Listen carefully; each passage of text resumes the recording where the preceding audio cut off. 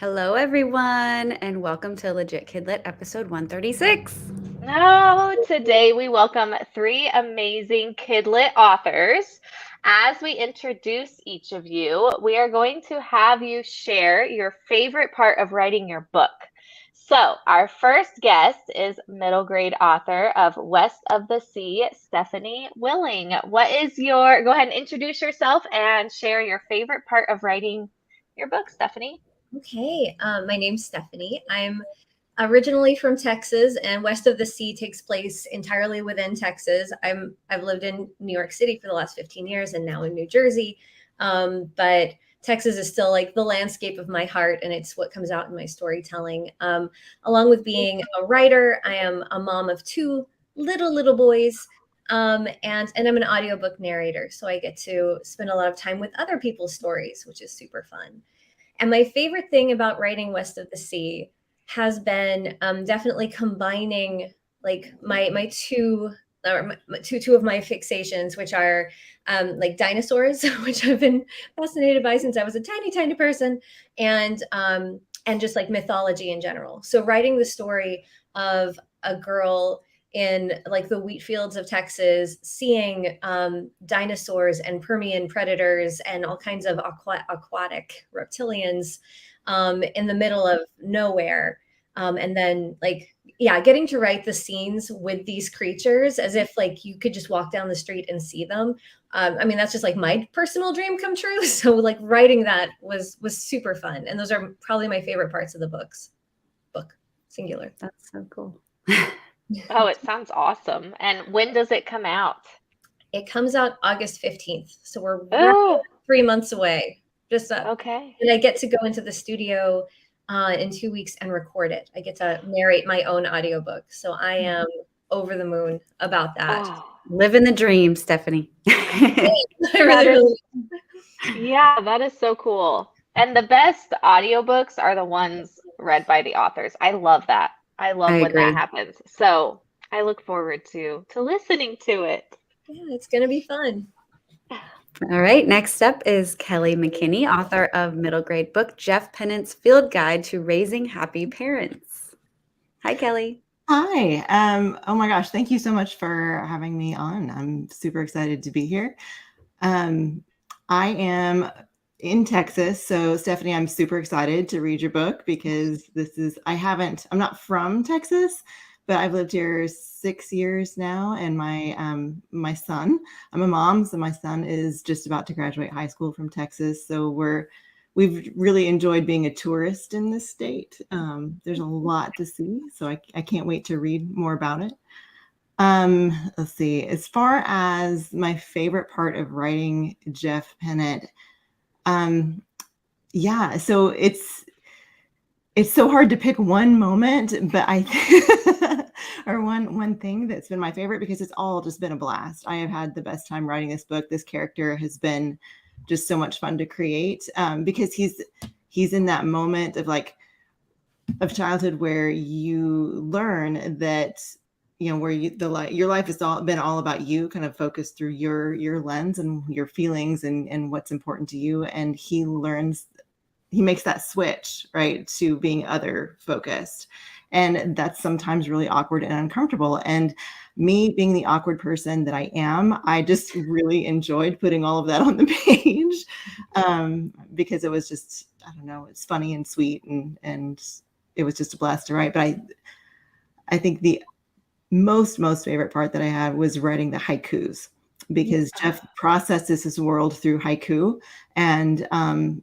because he's 11 years old, they don't have to be necessarily great haikus. So those were a lot of fun to write.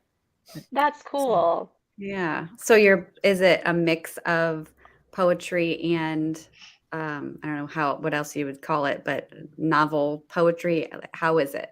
No, written? it's really heavy on the prose, like on the novel style of writing, but there's a book within a book. And so he does research on his parents and has this whole notebook of what he's discovering and what he's learning and what he's trying. And then he also processes through haikus. So they're spotty. They're like sprinkles on a cupcake, right? Just a little bit here and there, but they were a lot of fun. Yeah. Oh, that is cool. That is cool. All right. I always And love book within a book. Sorry. no, yeah, I Love know. that. Yeah. It's always fun to see the different creative ways that Hmm. more authors are coming up with, Yeah. ways to write their Cool. book. And finally, we have middle grade author of Dreadwatch, Jared Agard. Hey Hi, Jared. everybody.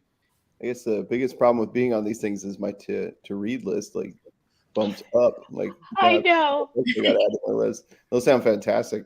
Yeah,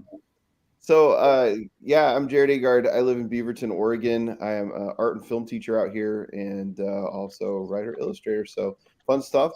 My favorite part about writing Dreadwatch, well, I really like writing villains. I really like writing antagonists. To me, that's like where the conflict of the story comes from. And I don't know, just a good villain. I remember being like terrified of the Wicked Witch of the West when I was a little kid watching Wizard of Oz, and like when Darth Vader used to be a lot more menacing before we saw him as a little kid. Like he'd come out, you hear that voice, and I'd be like, oh, I'd be all terrified. But I love feeling that and reading ghost stories when I was a little kid. So being able to write ghost stories and has been a blast. The bad guy in Dreadwatch is he's pretty creepy, and in a ghost story you can write pretty vile, bad guys because they evil ghosts, right? So you can kind of have some fun with it, and I did. So I think, yeah, that was definitely my favorite part, was coming up with my antagonist and giving him like a backstory and figuring Yeah. out what's wrong with this dude, like why is he doing this? And that was a blast and then put your character. I think we're kind of bad people as writers because we like make these characters and then we like stick them in like the worst scenarios ever. We like torture them. Super fun. Enjoy it, I guess. So anyway, yeah, I guess that's my favorite, is just torturing my character. I mean, making. So you're the villain. You're the villain. I'm a pretty nice guy in real life, so I guess I just get out all my eggs. No, I'm kidding. Yeah, no, I love it. And I love villains in books. Like that's my favorite part too, especially when you can learn the why and learn about them more. Very cool. Agreed. Yeah. All right, so let's keep this going. Let's continue talking about you and your books. What kind of reader would like your book? And we'll start with Stephanie, or let's do Kelli this time. What kind of reader would like your book? The kind of reader that would like my book, I think, I'd love to say everybody, but I know that's not true. I think the kind of kid who would like my book would be the one who really wishes there was a quick start guide for his parents, and I don't know any kid who doesn't really want that, but yeah, people who are like sitting out there going, I wish mom and dad came with an instruction manual, because I don't know what's going on. So yeah, I think that's my guy. I like that. All All right. You want me to jump in? Yeah, go. Okay. All right. I think so I do have a mental picture of like my ideal reader. A friend of mine has a little girl right about the age of my main character, Haven, and she's holding up a big fossil next to her head with the biggest smile. They posted this picture on Facebook, and I was like, that's my main character. It's like a little girl in her like cowboy hat who's just like, oh my gosh, I found a marine fossil on our land. Like, how cool. And it was the size of her head. So that's like the picture of it. But it's honestly a very weird book. Like she transforms into kind of a cryptid. Her mother turns out to be a shape-shifting cryptid. So I think the book will resonate with anybody who feels monstrous and afraid of what people will really think of them if they know who they really are. And so anyone who feels a little weird whenever they're around other people, you're like, oh no, I think I'm strange. I think this book will resonate with them because all the characters have that kind of feeling of I don't fit in and I don't really want people to know why. But with the underlying message of like how much damage it does to hide who you really are or to feel unsafe about who you are and to be able to be open. So whether it's like with mental illness or being queer or visibly different from other people, like the importance of being yourself and having a safe place to be that. So anyone who feels weird, but also if you like dinosaurs, that's going to help. So Yes. there you go. Awesome. Love it. So anyone who feels weird, so basically all teenagers and preteens. And adults. Right. And adults, hey, let's not exclude right. us. I guess I'll jump in. I think the kind of reader who like Dreadwatch is, I think, kind of jumping on what Stephanie was saying. There's a theme in Dreadwatch about being afraid, and I think we all have certain fears, and a lot of times those fears are based off of something that we just don't want to face. And if we would face it, it would be good for us.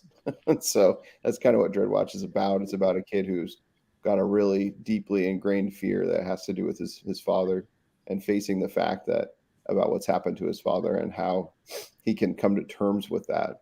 And that fear comes into play because our bad guy, like I told you, he's a pretty awful dude.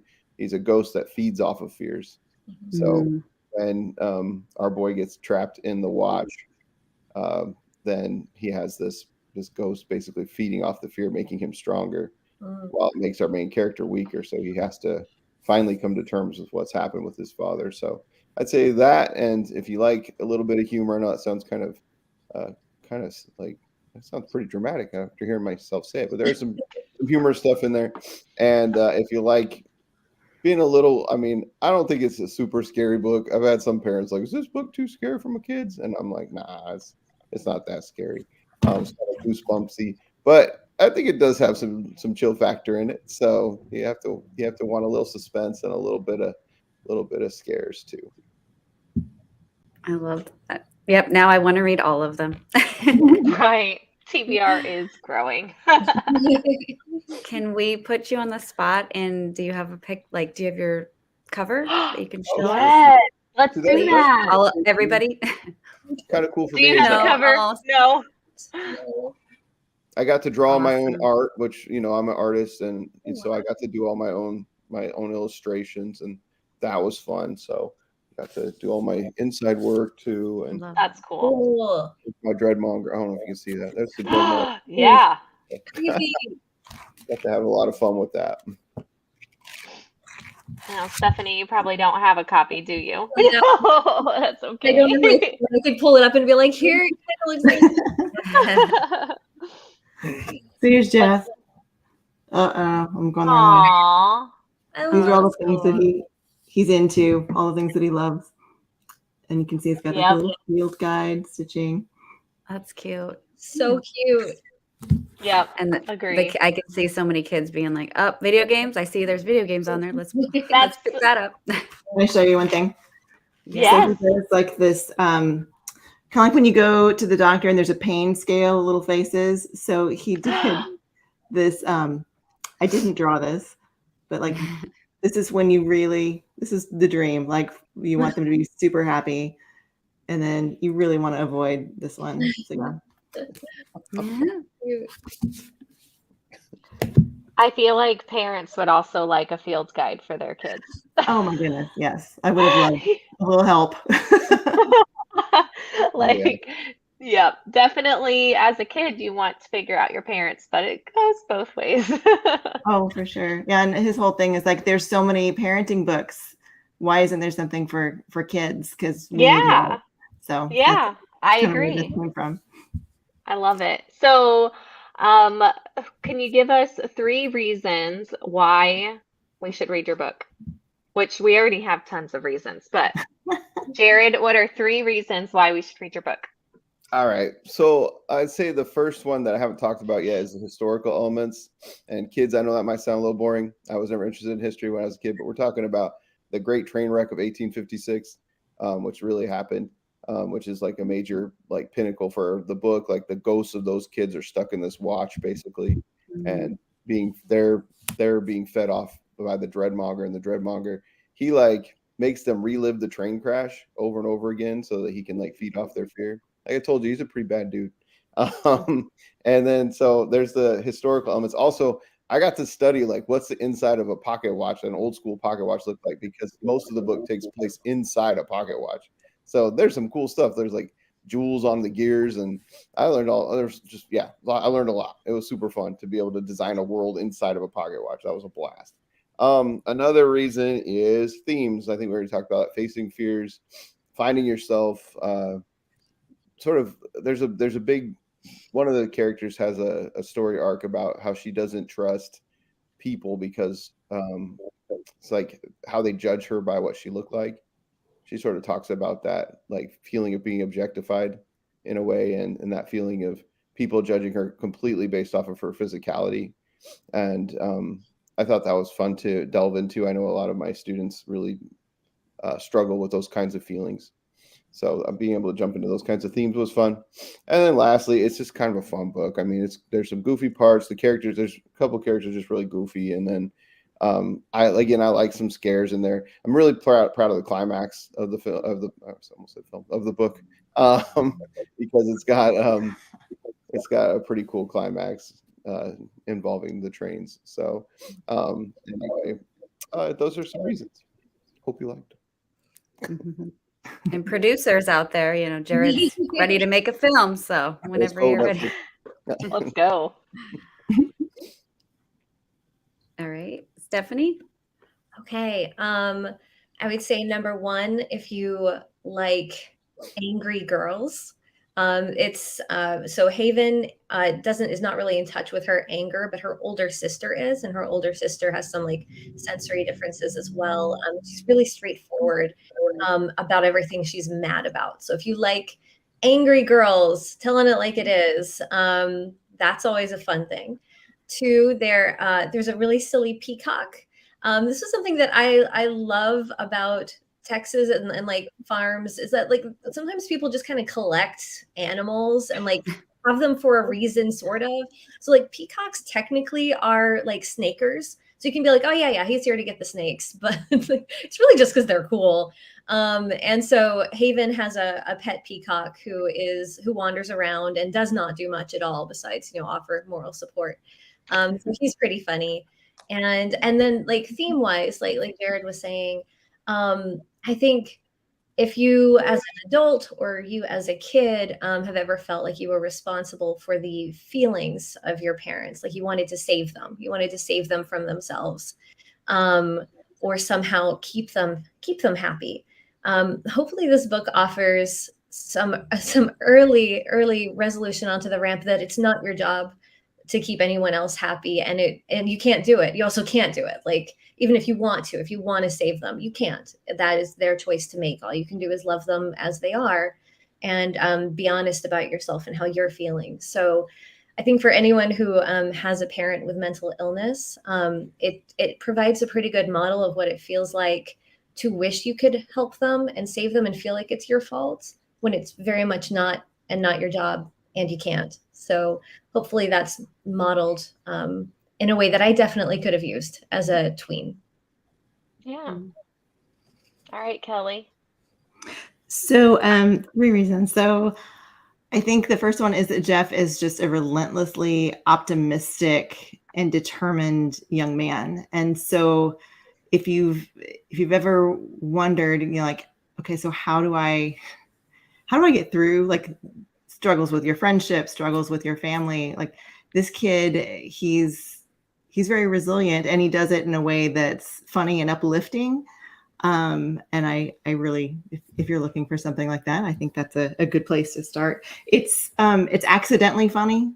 I didn't mean to be funny, but it just kind of is. So there are spots where, I mean, this, and again, I think it has to do with the characters just, he chooses, like you can see him making choices to look for the positive things in life, and sometimes in the situations that he's in, it works out being kind of funny. So that's that. And then I may have mentioned haikus, so we'll go over that one. There's also, it's talking about collecting animals and things like that. He finds turtles at one point. He's walking home from school and finds some turtles and decides that he's going to make the best turtle habitat in his bathtub. And that doesn't work out so well because he shares his bathroom with other people in the family. And yeah, phobia great. involved, and yeah, so That's fun. yeah.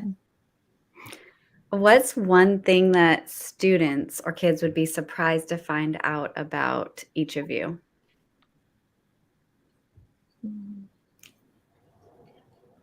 Anybody? Yeah. I'm like, I don't know that this would mean anything to kids, and I'm about to really age myself, but I got to play or perform with Danny Kaye. I don't know if you guys know who that is. But That's yeah, when I was a kid, I was in a youth orchestra, and he came and conducted the youth orchestra, and he was just incredible, just a joy to be around, and he worked really, really hard. I don't think I've worked that hard in a very long time, but yeah, so I got to perform with Danny Kaye. That's really cool. I guess for me, I mean, I don't know how surprising this is, but it's definitely like my other very nerdy obsession is dialect and accent work, which is obviously useful for audiobooks because you have characters you need to play. But that's just like that. That's how it's a tax write-off. Like it's for me, it's just like fun. It's so much fun. So right now, and specifically like getting into accents and dialects through oral posture, I think is so fascinating. So like if you wanted to like hack a British accent really easily. Like this was not a perfect British accent by any means, but if you're just like, how do I get into that oral posture? Like you imagine balancing an egg in the back of your throat because there's so much space in between your upper palate and the bottom of your mouth. So you just make more space and you automatically start to find those sounds.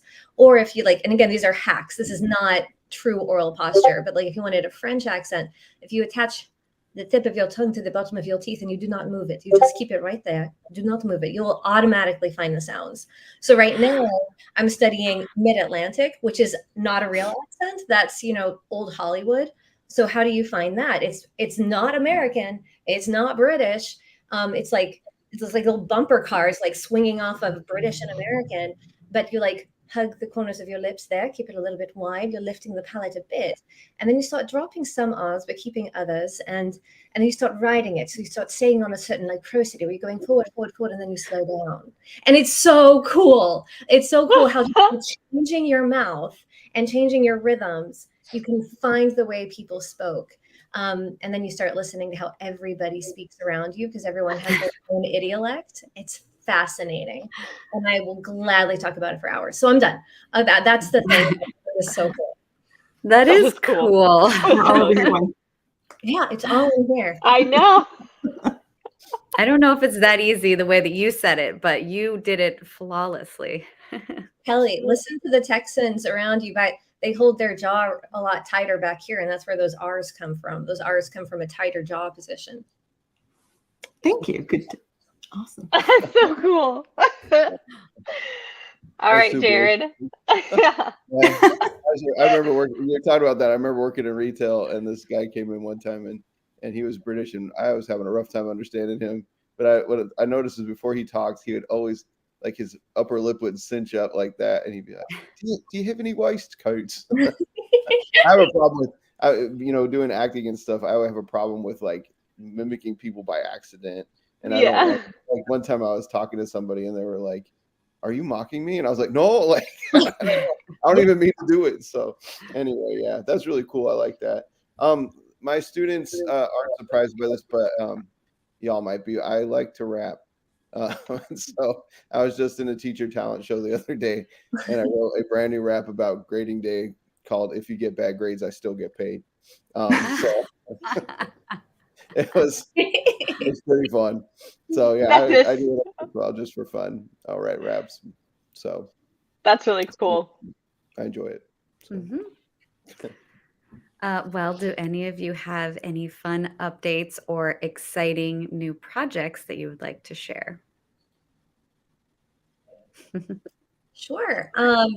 Jared, I'm going to have to read your book for like research because my next book is a middle grade horror novel, which I'm very excited about because I get to jump into more angry girls, very angry, problematic, chaotic girls. It's kind of a Stepford Wives for middle graders that takes place at a ballet school. I'm a dancer, which again, like oral posture is like dance for the mouth. I'm just like, how does this work in the body? So I love dance. I love ballet, and I love communities of women both working together and working in like chaotic together ways.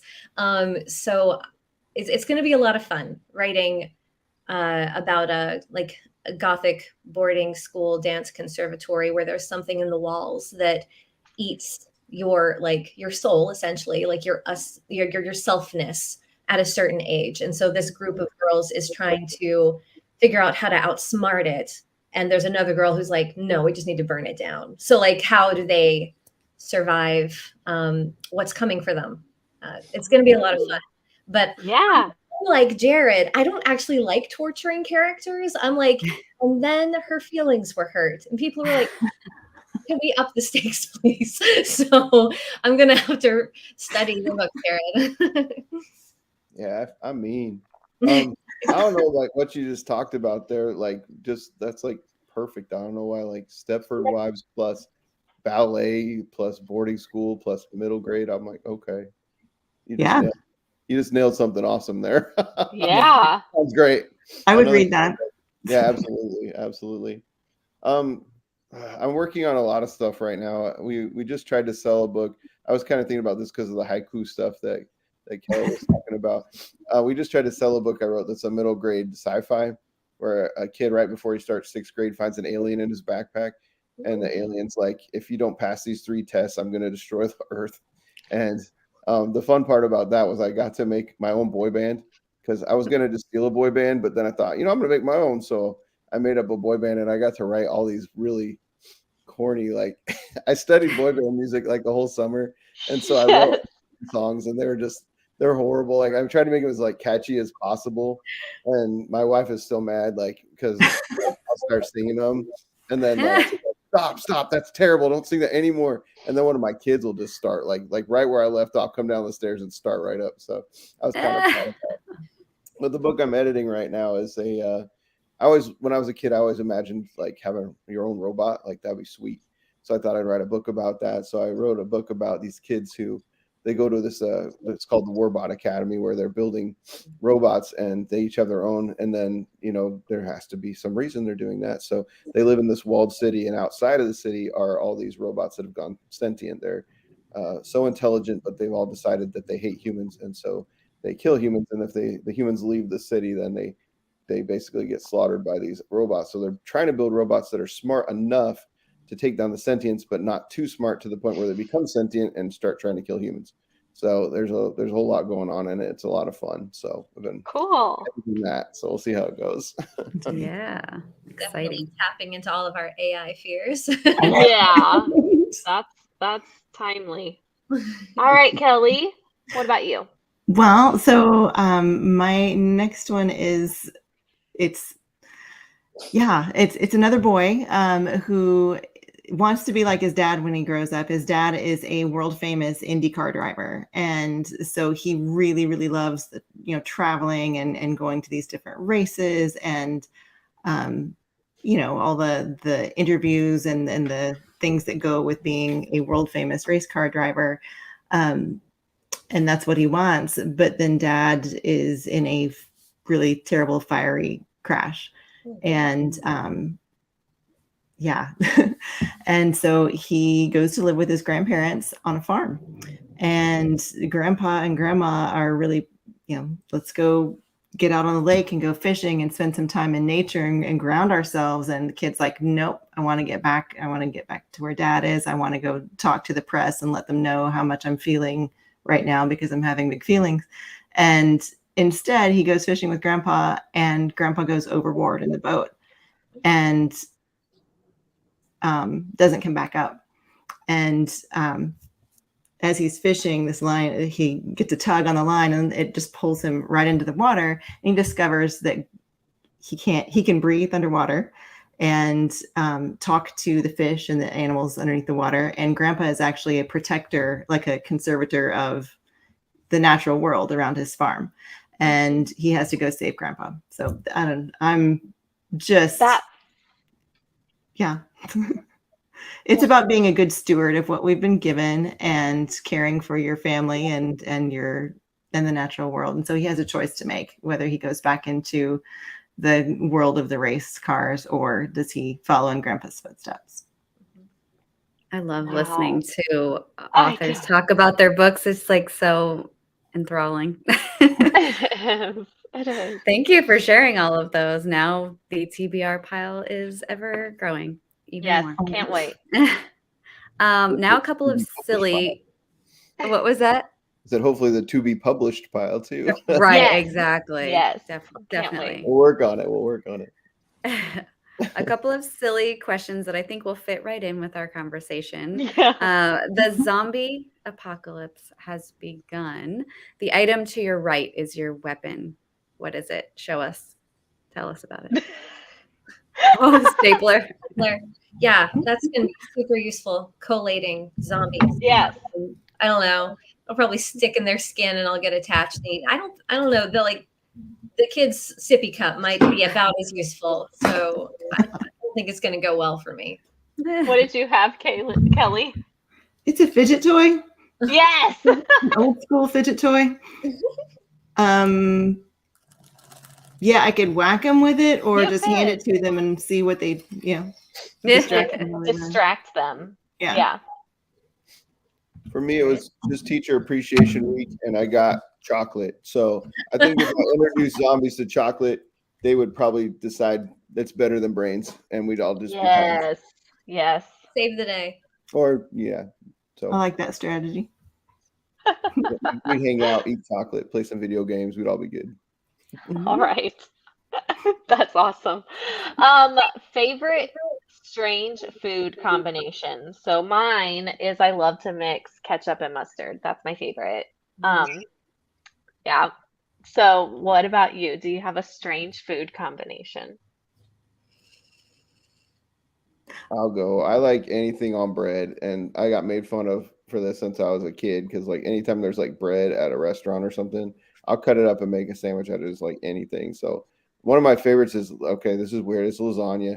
You toast some bread, you take some leftover lasagna, you stick it on there. That's bomb diggity. That's so good. Yeah. So I I can just anything on bread. I just like everything's a sandwich to me. love it. That Love sounds it. amazing. I'm going to do that next time we have lasagna leftovers. That sounds It's really good, y'all. Sandwich. Definitely. Sandwich it. Yes.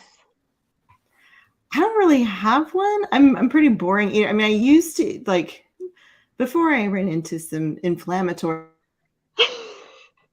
problems, would take like a slice of butter and roll it in sugar. I mean, obviously that's not the best food choice, but it was delicious. A nice snack. But my grandma used to eat grapefruit with mayonnaise on top, and I never quite understood that. But How does that happen? How do you decide that you're gonna? I don't know. Like, I feel like there was a terrible accident at one point, and she just kind of rolled with it, and I was like, Yeah. well, I guess I'll just eat this, and hey, it's not bad. But I'm being so judgy right now. I gotta stop. I'm being so judgy. I I was trying not to pull faces, but I just did. I'm sorry. did too. I support her. All right, Stephanie, do you have one? like not one that I swear by, but one that I keep trying in my mind. Cheese and peanut butter should go together. I'm like, that should just be good. And so anytime I'm snacking, and yes, I will just snack on the peanut butter and cheese. I'm like, let's just try it again. And I'm like, it's not what I think it's going to be. Like every time I'm disappointed, but some part of me believes that this time when I dip my Colby Jack cheese in peanut butter, it's going to be amazing. I'm like, no. That does sound like it would be really good, but I've never tried it, and you're saying it's not that great. I mean, it's okay. You know, It's you're not going to be okay. horrified, but you're probably going to go, yeah, no, they're better apart. But I keep trying because it just seems like it should make sense. Now, have you tried? Does it Has anybody make a tried difference? pickles and peanut butter? Oh yeah, that's good. Yeah. No, maybe I'll try that next. So There's my this husband, burger that he does tried it. that. He loved it. Yeah, That's really good. I've but not heard of that. cheese and peanut butter. That sounds like fuel for an antagonist right there. My villain. It's antagonizing something. Mostly taste buds, but You did that on purpose. You're evil. I'm kidding. I'm kidding. You guys, I can't believe it's been like 35 minutes. This Just flew. time just flew by. You all are so much fun, and your book sounds wonderful, and we thank you so much for joining us today. Really. Yeah. thank you And for to all of Thanks for having us. Super fun. Thank you guys. to all our Yeah. readers, we hope you enjoyed the show and are inspired to pick up all their new and amazing books and future books. Definitely. And we'll be back next week with a new authors and plenty of fun. So you all have a great day. Thank you. Thanks. Thanks, everybody. Hello. Bye.